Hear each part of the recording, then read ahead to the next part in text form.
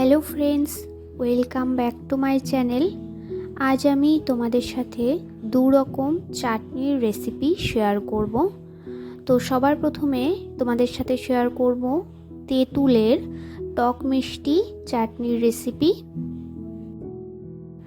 তো সবার প্রথমে আমি একটি পাত্রে জল গরম করে তার মধ্যে পাকা তেঁতুলটা দিয়ে দিয়েছি।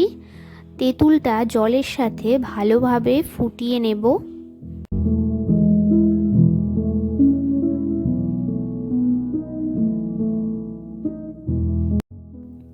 তেঁতুলটা ভালোভাবে জলের সাথে ফুটে গেলে পাত্রটি নামিয়ে তেঁতুলটা জলের থেকে ভালোভাবে ছেঁকে তেঁতুলের পাল্পটা বের করে নেব। এবার গ্যাসে একটি পাত্র গরম করে নিয়েছি। পাত্রটা কিছুটা গরম হয়ে গেলে এর মধ্যে সামান্য পরিমাণে সর্ষের তেল দিয়ে তেলটা ব্রাশ করে নেব। এবার এর মধ্যে দিয়ে দেব ছেঁকে রাখা তেঁতুলের পাল্পটা। তো তেঁতুলের পাল্পটা দিয়ে ভালোভাবে আরেকটু ফুটিয়ে নেব। তেঁতুলের জলটা ভালোভাবে ফুটে উঠলে এর মধ্যে সামান্য পরিমাণে দিয়ে দেব কাশ্মীরি লঙ্কার গুঁড়ো।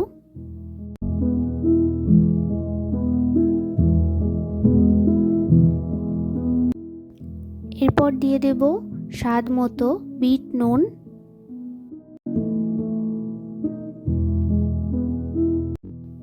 আবারও কিছুক্ষণ ফুটে উঠলে দিয়ে দেব পরিমাণ মতো চিনি। তোমরা এখানে চিনির পরিবর্তে গুড়ও ব্যবহার করতে পারো। আর দিয়ে দেব সামান্য পরিমাণে ভাজা মশলার গুঁড়ো, শুকনো খোলায় গোটা মৌরি, শুকনো লঙ্কা ও তেজপাতা ও সামান্য পরিমাণে জিরে ও ধনে একসাথে শুকনো খোলায় একটু ভেজে গুঁড়ো করে নিয়েছি। তো সেই ভাজা মশলাটাই আমি এর মধ্যে ব্যবহার করেছি।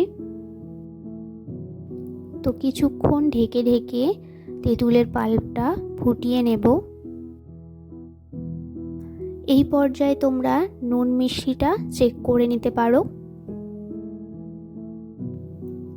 আমি এখানে তেঁতুলের টকটা খুব বেশি ঘন করব না, আমি এখানে কিছুটা পাতলাই রাখবো। তোমরা চাইলে তোমাদের যেরকম থিকনেস পছন্দ সেরকম ফুটিয়ে নিতে পারো। তো এখানে আমাদের টক মিষ্টি তেঁতুলের চাটনির রেসিপি একদম তৈরি। আমি খুব সহজ পদ্ধতিতে তোমাদের সাথে রেসিপিটি শেয়ার করলাম। তো তেঁতুলের এই টক মিষ্টি চাটনিটা তোমরা যে কোনো চাট রেসিপি, পাপড়ি চাট, দই বড়া, ভেলপুরি, এছাড়াও আলু কাবলি এইসব কিছুর সাথে সার্ভ করতে পারো। তো নেক্সট আমি তোমাদের সাথে শেয়ার করব ধনেপাতার গ্রিন চাটনির রেসিপি। তো গ্রিন চাটনি বানানোর জন্য সবার প্রথমে আমি এখানে পরিমাণ মতো ধনেপাতা নিয়ে নিয়েছি। তো ধনেপাতাটা মাঝখান থেকে ভালোভাবে কেটে একটি মিক্সার জারের মধ্যে নিয়ে নেব। এই চাটনিটা বানানোর সময় আমি এখানে রসুনটা ব্যবহার করিনি। তোমরা চাইলে এখানে 2 থেকে 3 কোয়া মতো রসুন ও সামান্য পরিমাণে চিনিটা ব্যবহার করতে পারো, আর না চাইলে স্কিপ করতে পারো। তো এবার আমি এর মধ্যে বাকি উপকরণগুলো দিয়ে দেব। এর মধ্যে দিয়ে দিচ্ছি 2টি কাঁচা লঙ্কা আর টুকরো করে কেটে রাখা আদা, আর দিয়ে দিচ্ছি পরিমাণ মতো লেবুর রস, পরিমাণ মতো দিয়ে দিচ্ছি বিট নুন, আর দিয়ে দেব হাফ চামচের মতো ভাজা মশলার গুঁড়ো। যে ভাজা মশলাটা আমি তেঁতুলের চাটনিতে ব্যবহার করেছিলাম সেই ভাজা মশলাটাই এখানে ব্যবহার করছি। সবশেষে দিয়ে দেব অল্প পরিমাণে জল। তো সব কিছু ভালোভাবে মিক্স করে নিলেই তৈরি আমাদের ধনেপাতার চাটনির রেসিপি। এই চাটনিটাও তোমরা যে কোনো চাট আইটেম এছাড়াও তন্দুরির যে কোনো রেসিপির সাথে সার্ভ করতে পারো।